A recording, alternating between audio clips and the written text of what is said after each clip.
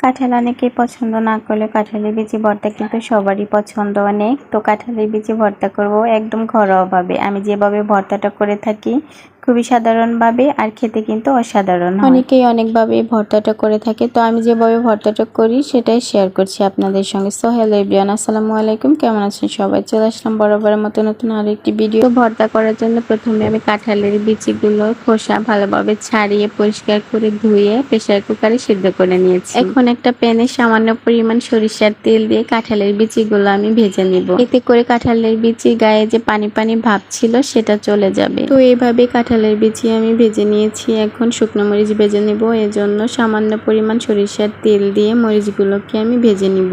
এই তো মরিচগুলোকে আমি ভালোভাবে ভেজে নিয়েছি। এখন চলে যাব সরাসরি শিলপাটায়। আর আজকে আমি ভর্তাটা করব শিলপাটায়। শিলপাটায় ভর্তা করলে ভর্তাটা খেতে বেশি মজা হয়। গরম গরম ভাতের সাথে ভর্তাটা খেতে অসাধারণ লাগে। আমার জামাই তো খেয়ে আমার অনেক বেশি প্রশংসা করছিল। তার প্রশংসা পেয়ে তো আমি খুবই খুশি। যাক, আমার ভর্তা করা তাহলে সার্থক হয়েছে। কাঁঠাল তো তার তেমন বেশি পছন্দ না। ভর্তা খেয়ে নাকি তার অনেক বেশি ভালো লেগেছে। যাই হোক, কথা বলতে বলতে আমি কাঁঠালের বিচিগুলো সুন্দর মতো বেটে নিই। এখন আগে থেকে ভেজে রাখা শুকনো মরিচ বেটে নিব সামান্য লবণ দিয়ে। এই তো আমি শুকনো মরিচগুলো ভালোভাবে বেটে নিয়েছি। এখন দিয়ে দিব কাঁচা পেঁয়াজ। আর ভর্তায় আমি সবসময় কাঁচা পেঁয়াজ ব্যবহার করি। কাঁচা পেঁয়াজের ভর্তায় আমার কাছে খেতে বেশি ভালো লাগে।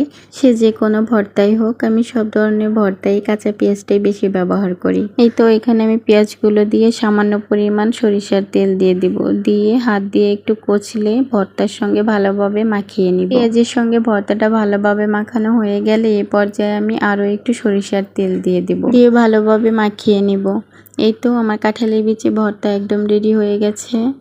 তো আমার ভর্তা রেসিপিটি কেমন লেগেছে আপনাদের কাছে অবশ্যই কমেন্ট করে জানাবেন। ভিডিও ভালো লাগলে প্লিজ একটা শেয়ার দিবেন। আর আমার নতুন নতুন ভিডিও পেতে পেজ ফলো দিয়ে পাশেই থাকবেন। আজকের মতো এ পর্যন্তই। আল্লাহ হাফেজ।